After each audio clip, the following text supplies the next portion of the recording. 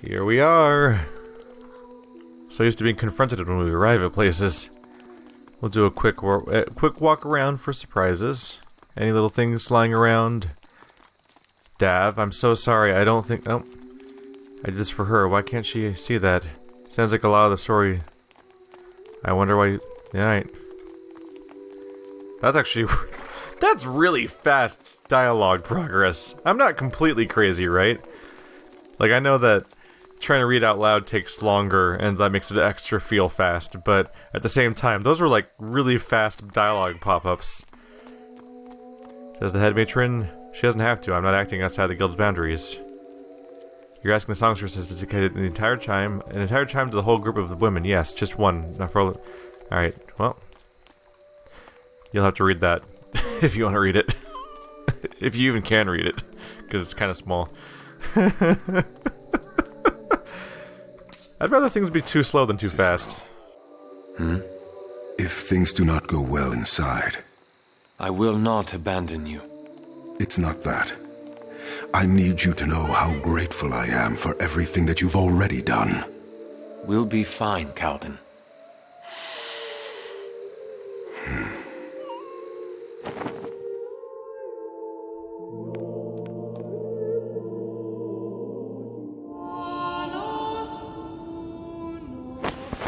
And this is his brother's?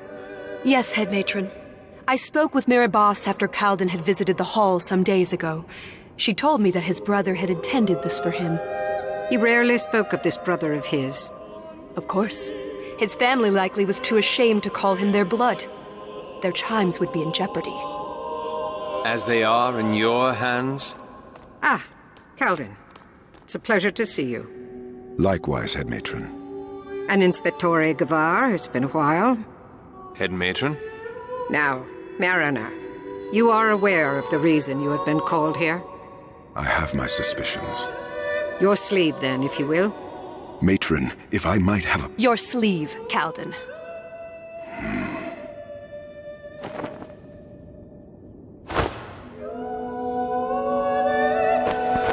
There, matron. It is true. What is true? Exactly. Matron, I spoke of this earlier. That tattoo is proof that... That what? Answer me precisely, if you would. What do you mean? Calden has a tattoo. And I do not see anything unusual about art on the skin. But that tattoo is evidence that he deserves to be punished. For what? Precisely. He is Talios. And is that my business, or is it his? You are defending him. As a matron should, for her own people. This is against the laws of society. Society governs those laws, songstress. And as the leader of a large part of that society, I choose to stand by this man. This?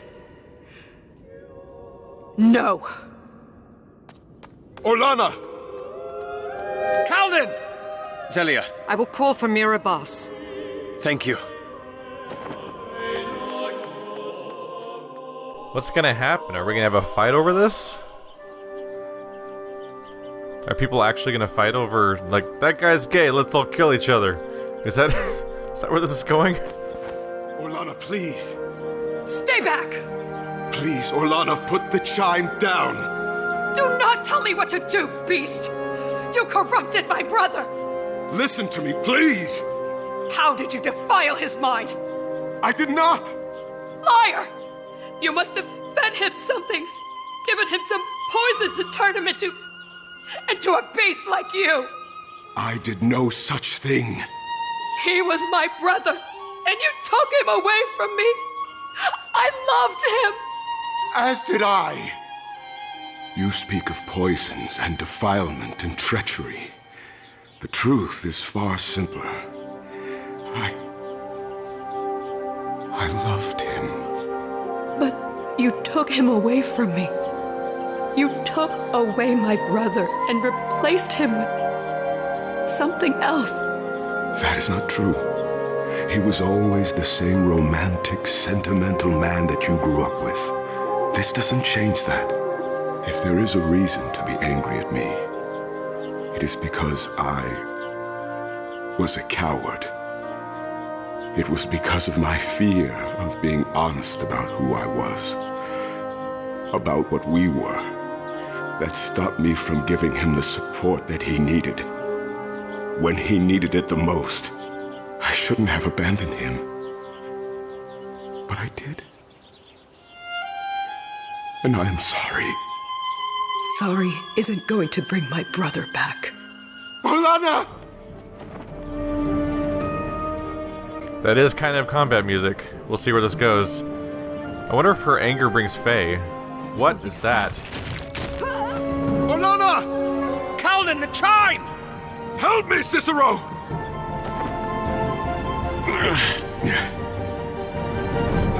Cicero!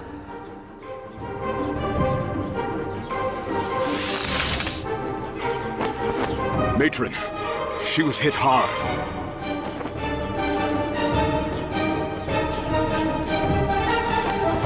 She will require extensive healing. Her pulse is barely there. I must take her down now, or she will not survive. Go, Zelia. We'll handle this.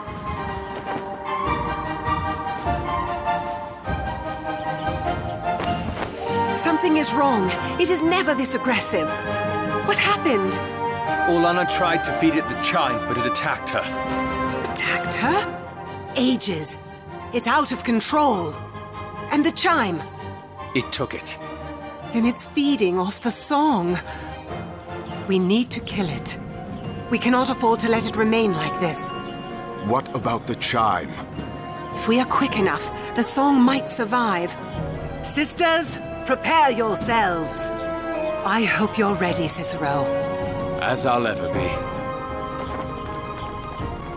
Columnar jointing! Except it's made of ice, so it doesn't actually count, but still, it looks a lot like that, and it's in every game, so I have to call it out now whenever it happens, apparently. Because I'm broken inside.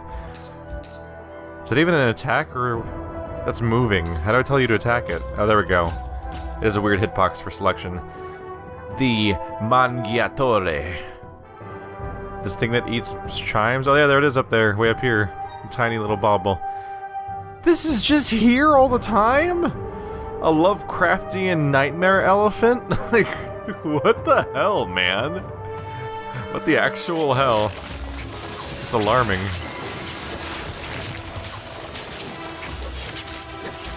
Really alarming, actually. Alright, let's put some drakes down.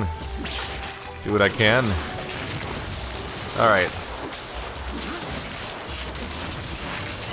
Oh, it's shooting out weird ghost monsters. Is it shooting one out after each person? It is. I should probably stop those before they become a problem, huh?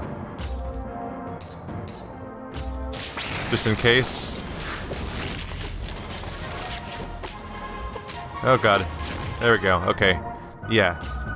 I'll try to get on those earlier in the future. Now that I've seen them.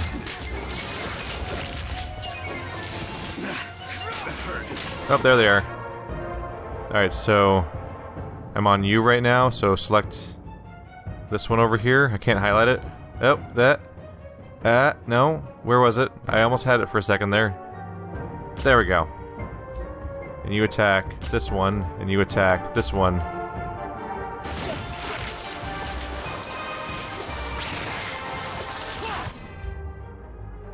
Calden, go fast. Cicero. Calden. We better get it fast. Uh-oh. Uh-oh. Okay, that was a little alarming. Here we go.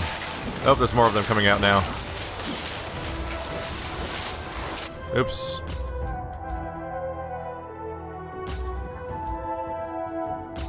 Quickly.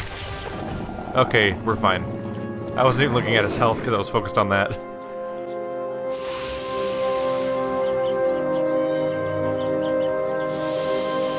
No!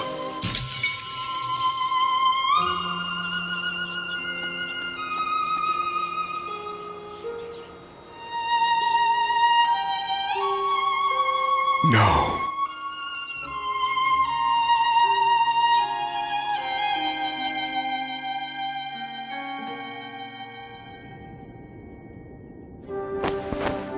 Thank you, Cicero. That Fae, ages knows what happened to it. I've always wondered why you songstresses wanted to keep people out. That isn't the reason. For all the centuries the singing tree has been here, it's never acted like this. Oh. What are you thinking? Something is happening. Something that we cannot see, that is on a level beyond us. It frightens me to wonder what it might be. Indeed. But it is settled, at least for now. As for other matters... He's a good man, Mirabas. Saved Orlana when he could have saved the song. And now that song is gone forever. You will consider my request, though? Society will not change, even if I do this, Cicero. I'm not asking for it to. But please, even you can tell that he is deserving of better. Perhaps I am being blinded by tradition, but I suppose I can do this. As a favor to him for saving the life of my songstress, even if she might not have been quite so generous. Thank you, Mirabas. I will tend to it now. I'll be back shortly.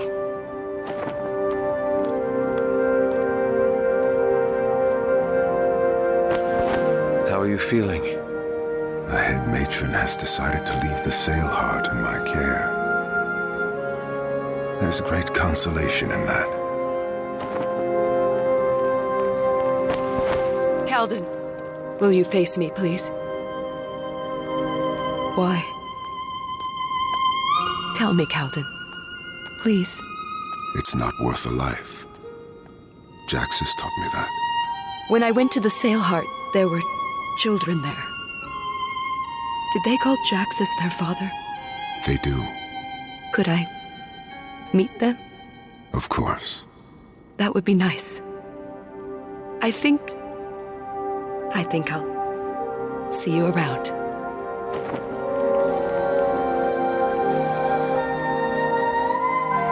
I know it's not Razatov, but... Take your heart, take my hand.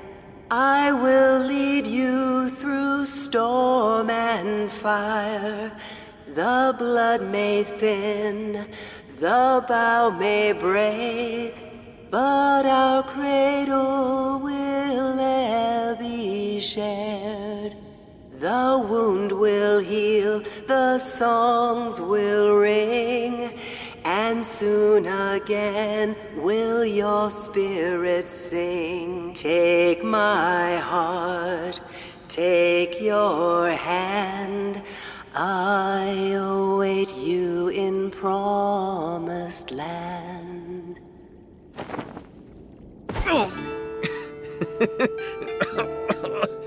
All right, big man.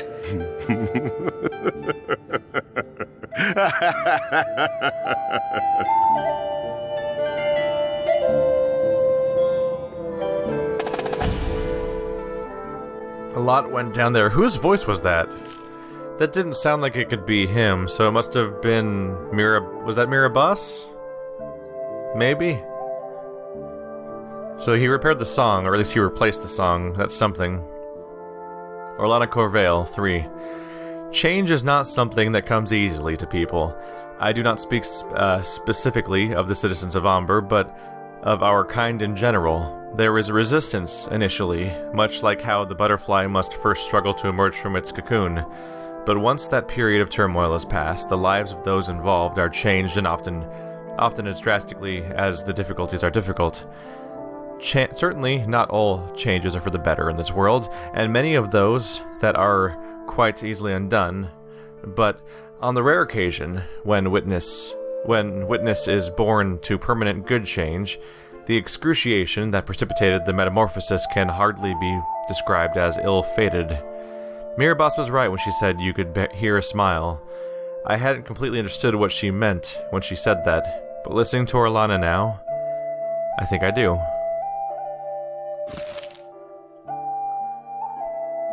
Where is it? There it is. Fae, Mangiatore. Long have the songstresses kept mum about the fae that resides at the tip of the singing tree. Certainly, it is in records somewhere, but few ever speak of it. The songstresses have a method of clearing out the songs from chimes, so new ones can take their place. This fae must have been it. So they've lost that. They can't rewrite their histories now, and they have a set number of chimes. They have one less chime now than before. Whoops. One specific place is not very full. I'm noticing a lot of these codexes are really far along. We're missing 10 parts of history, which makes sense, because in an RPG you often have big revelations near the end of the story that have impact on, you know, our understanding of the history of the place and everything. But, like, factions are pretty done, culture is pretty done, magic and gameplay, well, those are pretty done. Gameplay is tutorials, of course. But we're only, like, halfway through locations. Are we about to go to a lot of locations, or have I been missing a lot of them? Both are possible. Same goes for the story stuff. Almost everybody's really far along. Every category is 2/3 to even like 80+% done, with two party members already down to the last entry being next. Tiziana is the one that has some arc left to cover, and we're certainly going to learn something about Samora's crown over time. I should probably look around a little bit, just in case. Alright, we have some skill points to spend too, so I'll be doing that in a moment. Is there anything stashed up here? It'd be really strange to find a spare Masquerine around here, of course, because it's the middle of a public area. Alright, so Cicero has 2 points to spend. I could save up for one of these guys for regeneration. Oh yeah. Actually, every single skill he currently has active requires saving up for 3 points. So, nothing for him for now. Oh, Calden has 6 points to spend. I've been neglecting him a bit, haven't I? Is this the healing spheres, right? Whenever a sphere bursts, the skill cooldown of nearby allies gets reduced by 3 seconds. That's neat. Conjures one more sphere, but the cooldown gets increased. Reducing other people's cooldowns sounds amazing. Let's go for that. That's 1. We already maxed out his defensive skill. He still hasn't picked out a full set of skills yet, has he? Yeah. I should probably get one of these started. Hope Spring. Calden releases energy pulse to recover 40% of his maximum focus and taunts enemies within 5 meters, so it helps him tank and attract attention. Nearby allies also recover maximum focus. Redoubt. Calden stomps the ground to conjure a flood that deals damage to enemies in the area. I don't think I need him to be the damage dealer, really. Tidal Wall conjures a strong tide, which deals 20 base damage to interrupts into pillars of water, which deal 30 damage. Skill generates more threat than usual. Hope Spring's probably the way to go. It taunts people for 5 seconds, gives him bonus focus, and gives allies bonus focus. Good tanking skill. Reduce mask charge cost by 10. How much does it cost exactly? 30. Or Calden releases an... Oh, did I click on the right thing? Nope. Increase pulse radius by 3 meters. So make it cost 10 less so he can cast way more stuff, because he constantly has more stuff to spend. Or make the radius bigger. The pulse also affects which people get healed. I'm gonna go for the radius. And now we're out of points. Alright, Tiziana also has 6 points left. And she also has 1 more skill to learn. Maybe I should get started on that. Creed releases a fire wave that deals 30 base damage to enemies within 5 meters. Enemies suffer burning damage, generates more threat.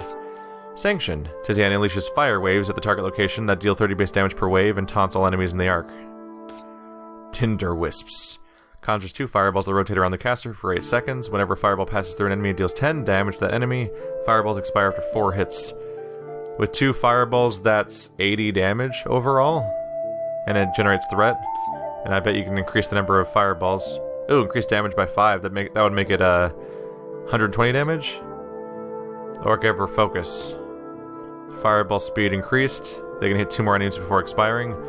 So 50% damage bonus, and then 50% increase in times they can hit next to 160 damage skill. Conjures 1 more fireball would make it a 240 damage skill. Or you can increase the effect radius and rotation radius. Interesting. Let's start this one. I like the skill. This seems neat. Fireball damage up. Fireball speed and extra hits. And we'll have to save up a bit more for anything else, but that's progress right there. Amadea does have all of her skills. Let's give the distance. Yeah, let's bonus her. Let's increase her tag breaker. Innervate can be cast on allies. That's all she can do for now. Nope, I can grab one of these if I want to. This is Burrow, her underground skill. Recovers 4% skill, 4% max focus per second, or the ground above her becomes intraversable. That one wasn't really interesting to me. Vasco, 6 points again. We could work on his primary thing, or we can work on any of these other things. Damage to all enemies in an area. Reduce enemies' attack speed and make the cooldowns longer, or reduce cooldowns of allies in the area. That's also cool. A little torn between the two. We have a few ways of. We already have other characters that can deal with. Let's have him do an offensive thing, because we have a few. I pick a lot of defensive things on other characters.